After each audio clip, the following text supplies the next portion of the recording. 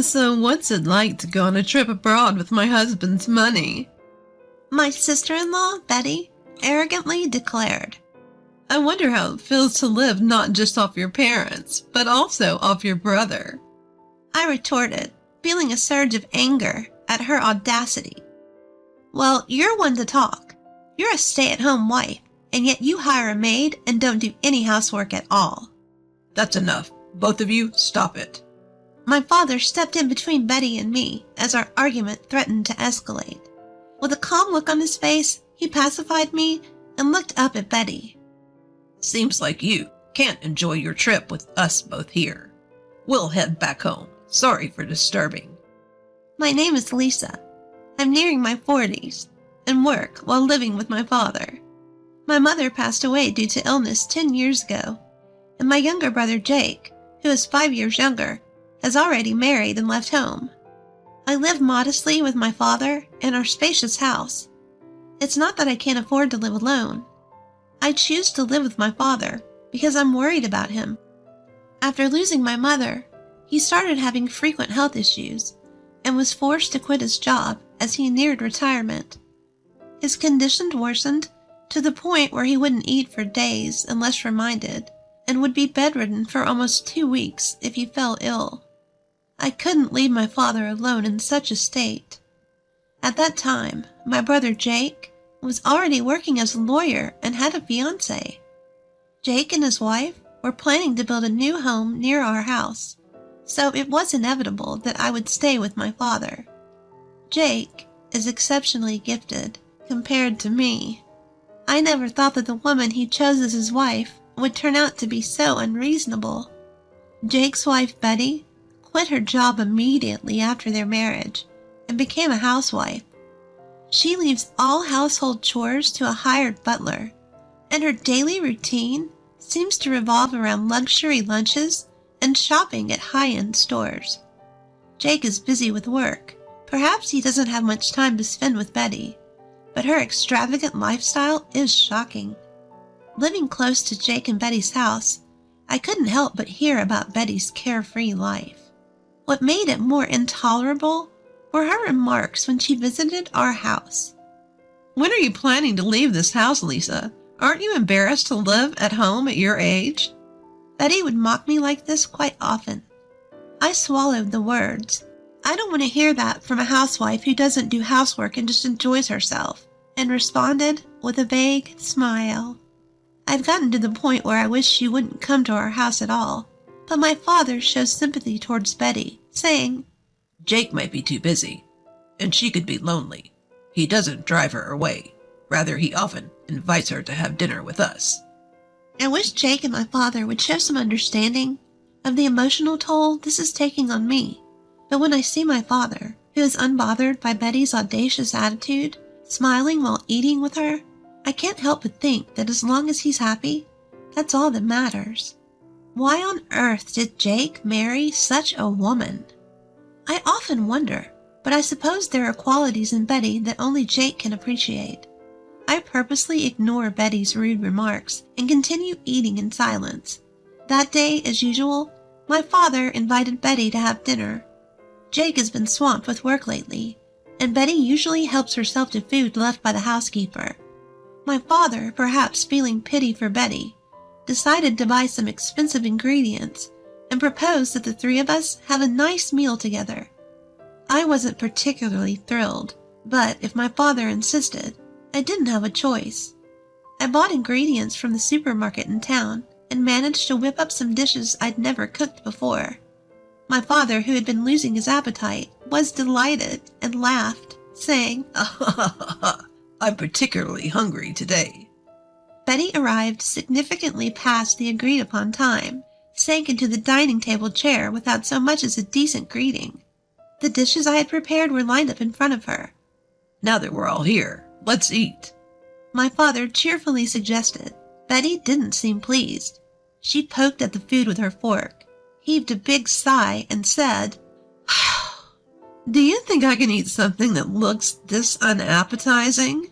Betty shot me a look of contempt as she glanced at the small dishes. I stared back at Betty, then turned to my father in surprise. My father also looked surprised, his mouth agape as he looked at Betty. Well, it may not be as good as the meals your housekeeper makes, but Lisa made this from scratch. Can't you be a bit more polite? When my father-in-law sternly rebutted, Betty immediately pulled a sour face. I never said I wanted to eat with you guys. I'm helping you make some memories, and you serve me something that looks so unappetizing. Can't you consider my feelings a bit? What do you mean by making memories? I muttered, but Betty picked up on it quickly. Betty looked down on me and my father, smirked, and said something unthinkable. Well, your father won't live much longer, right? I'm the diligent daughter-in-law keeping him company, so I expect a generous inheritance. At this, both my father and I were left speechless.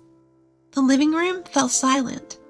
Could this really be the woman that the intelligent Jake chose to marry? Discussing inheritance before someone's even passed away? There's something wrong with that. Dad, you're going to live for many more decades. Before I knew it, I was shouting. Even Betty, who had been grumpily picking at her gratin, stopped when she saw me letting my anger out. Don't talk about inheritance. To you, Dad may be just another person, but he's family to me. He's also the same to Jake.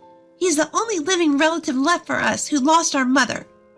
My father gently held me back as I leaned over the table. Panting heavily, I slowly sat back down. My anger towards Betty was still swirling inside my chest. With a deep breath that seemed to pierce my father's mood, I felt my pent-up emotions deflate. I'll pretend I didn't hear what you just said, my father said in an emotionless voice. Immediately, Betty's scoff came flying. All I did was state the facts. I don't want the inheritance taken away by a woman who's still living in her parents' house. Betty's words were so refreshingly straightforward, I no longer had the energy to be angry. She bravely rehashed what my father had tried to let slide, and threw her demeaning words and actions at us. I'll leave this rundown house to you, sister-in-law. Looks like you won't be losing your place to live. Betty's shrill laughter echoed. I wanted to retaliate with a complaint, but when I saw my father quietly shaking his head, I swallowed my words. My father was too lenient with Betty. Even though she might be lonely with Jake, often busy with work, it's not right to sympathize with an adult who can't tell what's appropriate to say and what's not. My father looked at my face and muttered softly, She's the one Jake chose. My father smiled with a hint of sadness. He looked like a father dealing with a troublesome daughter, and also like a man completely worn out by life. I couldn't say anything when I saw my father's face. I had things to say to both my father and Betty, but I wanted to know what Jake thought about all this more than anything. Does Jake know about Betty's behavior? If he's aware of it and just letting it slide, I have to say something as his sister. In the end, Betty barely touched the food I made and left early after a brief conversation. Only my father and I were left in the large living room. Creating memories, huh? Maybe she's right. I quietly exhaled as I noticed my father's figure suddenly seeming smaller when he murmured that. Due to Jake's suggestion, our family decided to go on a trip to France. My father wanted to go to France while he could still walk on his own, so Jake and I planned the trip. Of course, I initially asked Jake to take Dad and go on the trip with just the three of them, without me. Betty would always make snide comments toward me if I was present. I didn't want to ruin the cheerful atmosphere of the trip. However, Jake insisted that it would be best to have someone who usually observes Father's condition, so he ended up purchasing 4 tickets. I reluctantly agreed to accompany them on the trip to France, and as I expected, Betty was in a bad mood the whole time and didn't exchange a single word with anyone on the plane. Once we landed, we went straight to the heart of Paris and enjoyed sightseeing. My father was unbelievably energetic, exploring everywhere. Betty seemed to lighten up a bit when Jake bought her a brand-name bag. She walked arm in arm with Jake, but I couldn't help but notice that Jake didn't look particularly happy. At that moment, I accidentally made eye contact with Betty. She glared at me so fiercely that my heart jumped. By the way, why is Lisa here with us? Betty let go of Jake's arm and confronted me. I asked her to come. In case something happens to Dad, we need someone who can handle it. Jake tried to step in to help, but it seemed like his words didn't reach Betty. She kept staring at me, snickering. What's it like to go on a trip overseas with my husband's money? Airfare isn't cheap, so don't be extravagant, Betty said arrogantly. We're staying in a suite at the hotel, but it would be fine for Lisa to sleep outside, right? Jake called Betty's name sharply, trying to stop her, but she didn't listen. How does it feel to live not only off your parents, but also off your brother? I felt the blood rush to my head at that comment. Betty, you're the one living off Jake. Even though you're a housewife, you hired a housemaid and don't do any housework. Enough. Both of you, stop it. My father intervened just as Betty and I were about to get into a quarrel. With a serene expression, Dad calmed me down, glancing at Betty. It seems our presence is spoiling your trip. We'll go home. Sorry for disturbing you. Lisa, could you check the bus schedule to the airport? Without anger or distress, he calmly made his declaration. A smile spread across Betty's face, while a look of panic raced across Jake's. Wait a minute. What should we do when you guys are gone? Jake had a sudden realization and tried desperately to keep us from leaving. However, once Dad decided to go home, his resolution was firm. He had me check the bus to the airport, and he quickly set off in the opposite direction towards the bus stop. I had no choice but to follow Dad, while keeping an eye on my brother and his wife.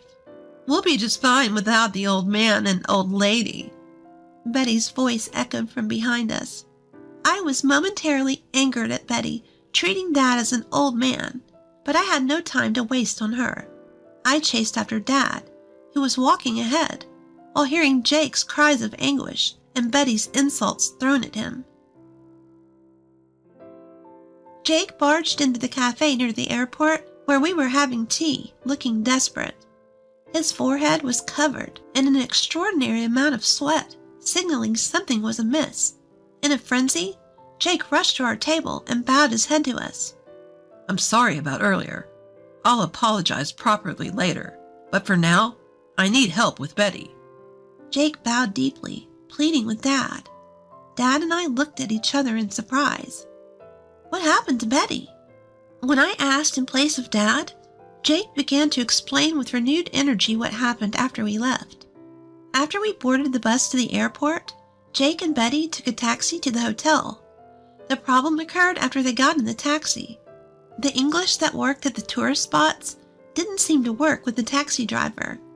Neither of them spoke French, and they couldn't understand what the driver was saying. The driver was asking them something, but they responded without really understanding. As a result, Jake said that when he paid the money and got off, the driver drove away with Betty still inside. I can't get through to Betty on the phone. She might have been mugged or something after she was dropped off, Jake said, his face turning pale, probably figuring it would be faster to rely on us rather than trying to cope on his own and winding up out of his depth. Jake, who doesn't understand French, asked for our help. My father and I can speak French perfectly. Betty appears to think of my father as an old man who can't do anything, but he used to be a French teacher. And I, too, am a current French teacher. This trip to France was planned by Jake, wanting my father to reminisce about his youth.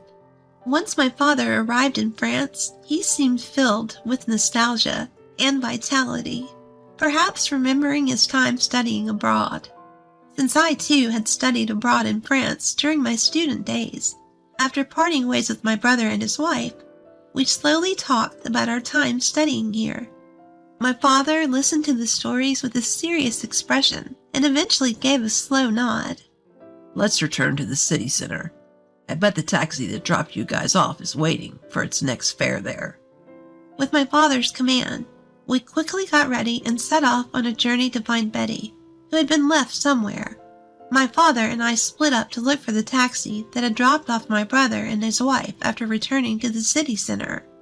Most taxi drivers speak French without resorting to English. Before me, my father found the taxi that had taken them and quickly arrived at the location where Betty was said to have been dropped off. Fortunately, Betty was there, exactly where she had been dropped off, unhurt, slumped over. It was good that she was uninjured, but as soon as she arrived, she seemed to have been pickpocketed, and all her bags and valuables were gone, leaving her sitting there penniless. When Betty saw Jake's face, tears welled up in her eyes, but she quickly scowled when she saw us. What are they doing here? Betty, who was plainly grumpy, asked Jake, and he sighed heavily. If it weren't for the two of them, you'd have been left here penniless forever, you know. Show some gratitude. Betty's eyes rounded in doubt. What do you mean? Without them, our trip would have been a disaster. You and I, we can't speak French. That's why we ended up like this. But these two are different. Both are French teachers, far better than me. Betty looked uncomfortable, her gaze flitting over to us. A bad thought sprouted in me, and I dropped the quiet words to Betty. If we hadn't found you, you might have been sleeping rough here. Betty bit her lip in frustration. And also, the expenses for the trip were split equally between Jake and me. How's that? An overseas trip fully enjoyed on the money of an old lady living at her parents'? At this, Betty's shoulders began to shake. It's your father's money anyway, isn't it? To Betty's counter-argument, my father gently shook his head. I didn't do anything. Lisa and Jake, they're doing well on their own. They're my pride and joy. Just when I thought Betty was glaring at me intently, she fell silent without saying a word. Even though she had been helped, she didn't utter a single word of thanks.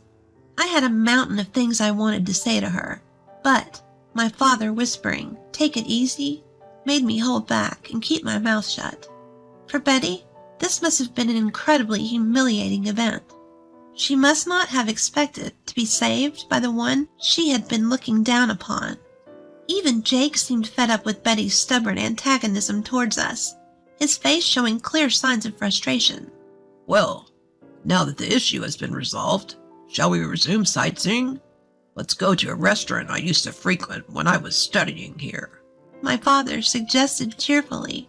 At my father's bright words, the family was once again united.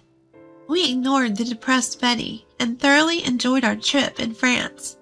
Upon our return to the States, Jake was constantly apologizing to us, and he surprisingly and abruptly divorced Betty. Shocked, I asked him why they had married in the first place. Apparently, Jake had married Betty because she claimed to be pregnant and insisted he take responsibility. After they married, it turned out that her claim of being pregnant was a lie. However, Jake said he couldn't easily file for divorce due to concerns about his public image. However, his patience with Betty, who looked down on my father and me, had run its course, leading him to decide on the divorce. After the divorce, Betty was kicked out of their new home and couldn't continue her life as a housewife anymore. Of course, there was no maid to take care of the housework for her. What's more, due to a pickpocket incident during our trip to France, Betty ended up losing half her assets. She must be working hard, breaking a sweat by now. My father, remembering his younger days during our trip to France, became noticeably more cheerful and lively. I quit my long-term teaching job at school and am now busy running a French language school at home after some renovations. I'm hoping that my father will also teach French in our school someday. Our dreams as a family continue to expand.